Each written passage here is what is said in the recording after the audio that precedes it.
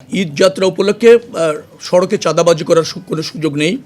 আইন শৃঙ্খলা রক্ষাকারী বাহিনী, পরিবহন সেক্টরে যারা জড়িত সবাই তৎপর আছে। আমাদের মন্ত্রণালয় থেকে যারা এখানে মনিটরিং করার দরকার সেটা আছে, মোবাইল কোর্ট আছে, হাইওয়ে পুলিশ তৎপর আছে, স্থানীয় প্রশাসন মানে রাস্তাগুলি যে সমস্ত থানা জেলার অধীনে তারাও সক্রিয় আছে।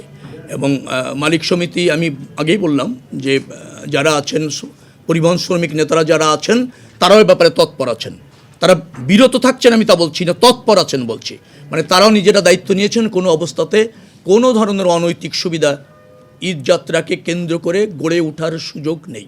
না আপনি এখানে সেটা আনছেন কেন? আপনি জেনে বলেন, প্রশ্ন এখানে প্রসঙ্গের মধ্যে বলেন। মালিক সমিতি তাদের কল্যাণে নির্ধারিত হারে ঐক্যবদ্ধভাবে অথবা সর্বসম্মতিতে তারা তাদের কল্যাণে একটা চাঁদা গ্রহণ বা নিয়মিত নেন। সেটা শ্রমিকদের কল্যাণে শ্রমিকরা এবং মালিকদের কল্যাণে মালিক সমিতি, শ্রমিক সমিতি সেটা গ্রহণ করেন। সেটাকে আমি বলছি চাঁদাবাজি নয়। না এন্ডোসের কথা বলছি না। একটা সমিতি রেজিস্ট্রেশন হয়েছে, সেই সমিতি তাদের কল্যাণে একটি অর্থ কালেক্ট করার যদি বৈধতা থাকে সেটাকে আপনি চাঁদাবাজি কেন বলছেন? না আপনি চাঁদাবাজি বললে সেটা চাঁদাবাজি হবে। আপনি আমাকে নির্দিষ্ট করে বলেন সমিতির অথবা শ্রমিক সংগঠনের বৈধতা নেই, রেজিস্ট্রেশন নেই, তারা সেখানে স্বেচ্ছাচারীভাবে কোনো জায়গা থেকে মালিকদের কাছ থেকে, শ্রমিকদের কাছ থেকে বা পরিবহন সেক্টর থেকে চাঁদা নিচ্ছে, আপনি আমাকে জানান। তাৎক্ষণিক ব্যবস্থা করে তাদেরকে শাস্তির আওতায় আনা হবে, চিরতরে বন্ধ করা হবে। সুযোগ নেই। বাড়তি ভাড়া নেওয়ার কোনো সুযোগ নেই। বাড়তি ভাড়া নির্ধারণ করা আছে, বাড়তি ভাড়া না, নির্দিষ্ট ভাড়া নির্ধারণ করে আছে।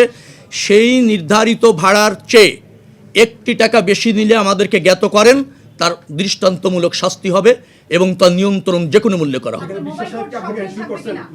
হ্যাঁ করেছেন, মিটিংয়ে ছিলেন, এনশিওর করেছেন বিদায় তো পাশে রেখে বলছি, দূরে রেখে বলছি না তো। না যাচ্ছে বলছে, আপনি দেখেন নির্ধারণের ভাড়া বেশি নিচ্ছে কিনা, আপনি দৃষ্টান্ত দেন কোন বাসে নিচ্ছে। এসি বাসের মালিকরা এখানে বসে আছে, ওই মালিক সমিতির লোকরা বসে আছে। আপনি নির্দিষ্ট করে বলেন কোন পরিবহন, প্লিজ কোন পরিবহন এখানে মালিকরা আছে, প্লিজ ভালোভাবে বলবেন, আমার কথা শুনুন আগে। এখানে কোন পরিবহন এসি বাসের ভাড়া যা নির্ধারণ করা আছে তার চেয়ে বেশি নিয়েছে, আপনি আমাকে অবগত করেন। না এসি কোনো বাসই ইচ্ছা মতো ভাড়া নেওয়ার কোনো সুযোগ নেই। নির্ধারিত বলেন নেয়, কিন্তু নির্ধারিতটা অ্যাপ্রুভ কিনা সেটা প্রশ্ন করতে পারেন। নির্ধারিত ভাড়া নেয়, ইচ্ছা মতো নিতে পারে না কোনো ভাড়া। আমাদের আলাদা বিআরটিসি থেকে আলাদা বাস ওখানে প্রস্তুত রাখা হবে, সেটা আমরা অঙ্গীকার করেছি এবং বিআরটিসির চেয়ারম্যান এখানে আছেন, তিনি সেটা নিশ্চিত করেছেন।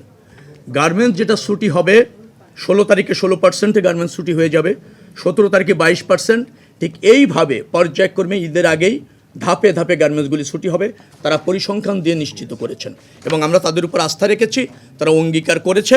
আর এর কোনো ব্যত্যয় আশা করছি ঘটবে না।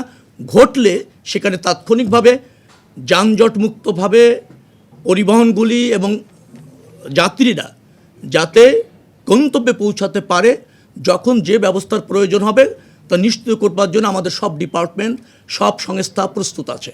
পরিস্থিতি বুঝে যে কোনো ব্যবস্থা নেওয়া হবে, উদ্বুদ্ধ পরিস্থিতি থাকে।